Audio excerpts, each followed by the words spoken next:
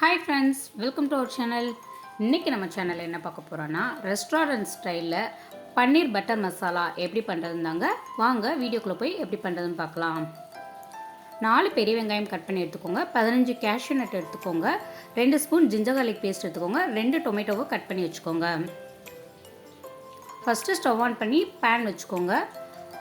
2 spoon அளவு butter சேர்த்துக்கோங்க. Butter இதுக்கு கொஞ்சம் தாராளமாக தேவைப்படுங்க.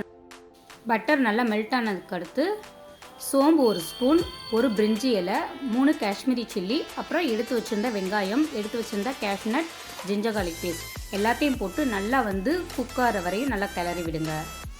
நல்லா வெங்காயம் கோல்டன் ப்ரௌன் ஆகுங்க, அது வரையும் நல்லா குக் பண்ணுங்கள்.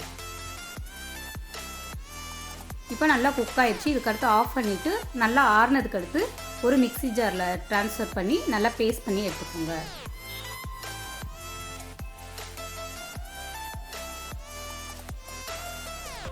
இப்போ நமக்கு பேஸ்ட் ரெடி ஆயிடுச்சுங்க. அகெயின் 2 ஸ்பூன் பட்டர் சேர்த்துக்கோங்க.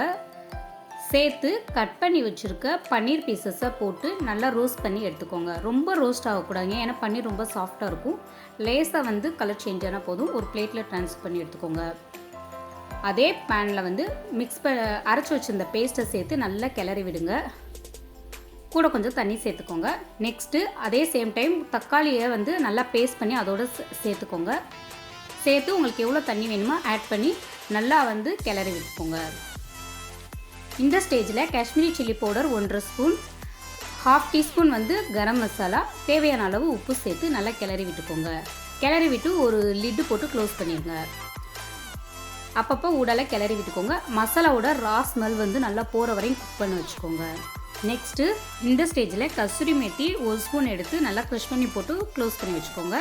நல்லா வெந்து வரட்டும். நல்லா கிரேவி கெட்டியானதுக்கடுத்து 1/2 டீஸ்பூன் சுகர் சேர்த்துக்கோங்க. நெக்ஸ்ட்டு ஃப்ரை பண்ண பன்னீரை சேர்த்துக்கோங்க இந்த ஸ்டேஜில். நெக்ஸ்ட்டு ஒரு சங்க் பட்டர் போட்டு மேலே கொஞ்சம் கஸ்தூரி மேத்தி போட்டு லிட் போட்டு க்ளோஸ் பண்ணிடுங்க. அவ்வளோதாங்க. இப்போ நமக்கு சூப்பரான எம்மியான டேஸ்டான ரெஸ்டாரண்ட் ஸ்டைல் பன்னீர் பட்டர் மசாலா நமக்கு ரெடி ஆயிடுச்சு. இதே மாதிரி உங்கள் வீட்டில் செஞ்சு பார்த்து எப்படி இருந்துச்சுன்னு எனக்கு கமெண்ட் பண்ணுங்கள்.